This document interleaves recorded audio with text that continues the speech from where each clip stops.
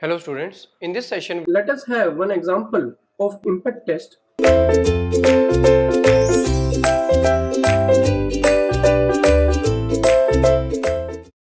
For ISOD impact test is there.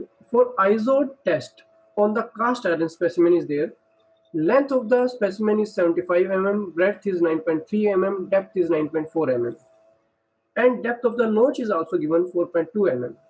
Following observations were recorded. What are the observations? That initial energy of the hammer when the hammer is placed at its original position, right? That is 164 joule. Basically, this is obtained from the height, right? Using the formula mgh. H is the height of the hammer above the datum, right? So using mgh, we have given the direct value of the energy. 164 joule is the initial energy of the hammer. When the idle run is done, it means that it is getting 160 joule of energy, right? It is not getting 164 joule because there is some friction in the air and some energy is lost in the air, right? So we have to consider also the friction losses in this case. So 160 joule of the energy is there when this is an idle run, and energy of the hammer after specimen failure, right? So in failure some energy is lost, and after the failure take place, the energy obtained is 120 joule in first trial, 122 joule in second trial, and 118 joule in third trial. We have to find the average energy of the failure of the specimen, that how much energy is consumed in the failure of that specimen. So let us solve this question. In this question, we are given with specimen, where the dimensions of the specimen are given to us, which is not important for us. It is given that initial energy of the hammer is 164 joule. So it means that the hammer has an initial energy. The height is there. They have directly obtained, given us the energy in terms of joules rather than giving the height. So in some cases, height also may be given, and you have to find the initial energy using the formula mgh, right? So initial energy is given to us. That is the 164 joule. In this case, it is given to us, right? Next, this is also given that in idle run, the energy obtained is 160 joule. Means when we are doing idle run, we have left this hammer freely without breaking the specimen. It will move to another side. It will move to another side, and it will receive a certain height. But the height received is less than the actual initial height of that hammer, because there is some friction losses, right? So we can write that the in idle run, the energy for idle run, that is 160 joule, 160 joules, right?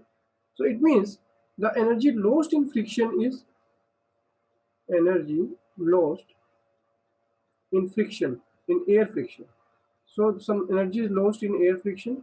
So energy lost in air friction is, that is equal to 164 minus 160 joules. So this will be equal to 4 joules. So 4 joules of energy is lost in air friction. Is it okay? Now, but this energy lost is both sides. Means when the swing our pendulum is on right side as well as on the left side, because from one side to another side it will pass from the two sides, right? So average energy loss we have to find out. So average energy loss in friction, average energy lost in friction, basically air friction here. So that will be equal to total energy divided by their two passes are there. So this will be 2 joules. Right? So 2 joule of energy is lost on right side and 2 joule of energy is lost on left side. Now, then the trial is done with the specimen. In trial 1, the energy obtained after failure, it is written that energy of the hammer after the specimen failure is given as 120 joule. It means that some energy is lost in friction and some energy is lost in breaking the material, and finally we have got the 120 joule of energy, right? So in trial 1. So in trial 1, what is happening is, energy of the specimen is given to us, energy of hammer basically, right? Energy of hammer after failure, after failure of the specimen, means after failure of the specimen, failure of specimen. This is given to us, that is 120 joule, right? It means energy lost. So total energy lost, I'm writing total energy lost, and this total energy lost will be having two components. Total energy lost is, out of this 164 joule, total energy lost is, that is minus 120, 164 minus 120, so this will come out to be 44 joules. So this is the total lost energy, 44 joule. And this 44 joule composed of two components, the energy lost in breaking the specimen and energy lost in friction. So this total energy lost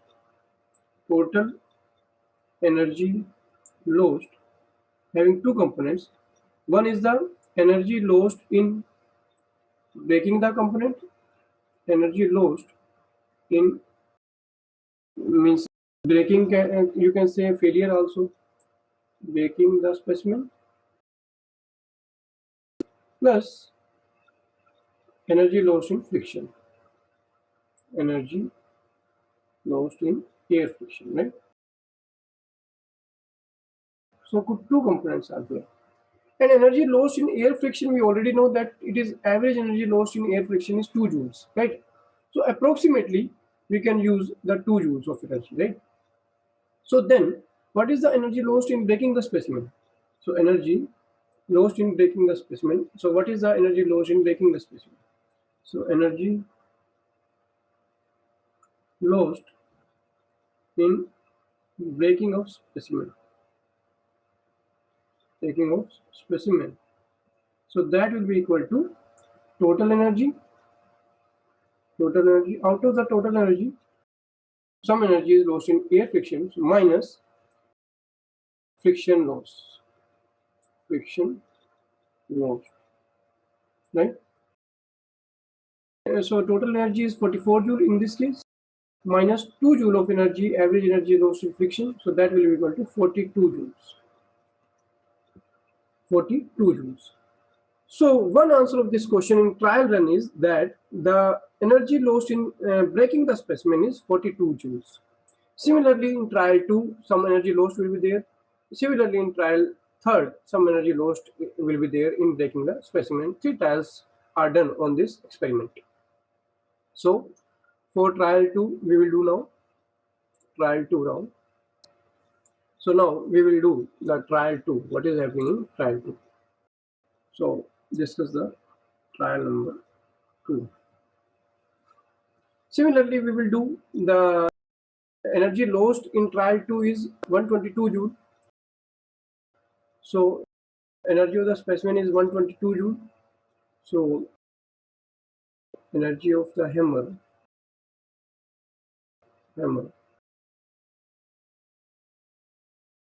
after failure of the specimen is 122 joule.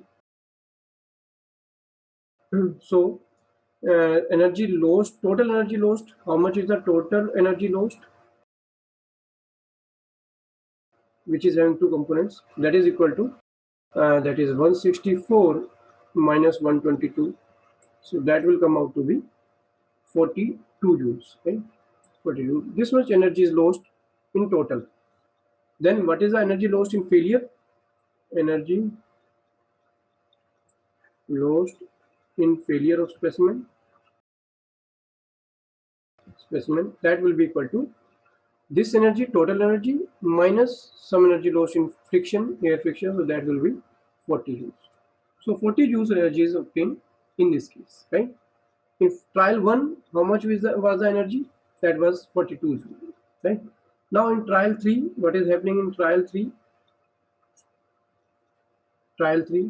So energy of the hammer is given to us, that is 118.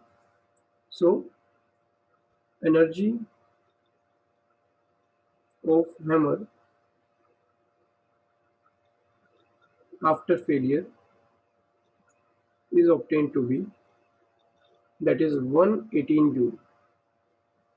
This is the energy of the hammer after the failure take place, that is 118 joule. The failure of the specimen, 118 joule. Then total energy lost.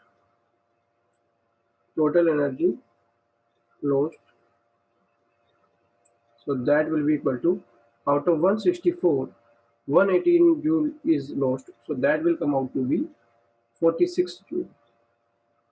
46 joule. And this 46 joule composed of the energy of the failure of the specimen plus air friction loss. So energy lost in failure, energy lost in failure of specimen, that will be equal to, that is 46 minus the average energy of the friction loss, that is for 2 joules, that is come out to be 44 joules. And in trial 1 we have already done, the energy lost in failure of specimen was come out to be 42 joules. So now 3 experiments are done, 3 runs were there, and in first run the 42 joule energy was lost in the failure of the specimen. In the second run 40 joule of energy was lost in the failure of the specimen, and in third trial 44 joules of energy was lost in the failure of the specimen. So what is the energy lost, average energy lost? So what is the average energy loss of the specimen, right? So average energy of failure of specimen, so that will come out to be the average of 3 energies, that is 42 first trial, then 40 second trial, then 44 third trial, divided by 3. So that will come out to be nearly 42 joules, right? Not nearly, exactly 42 joules. So this is the answer of this question, that the energy of the failure of the specimen is 42 joules.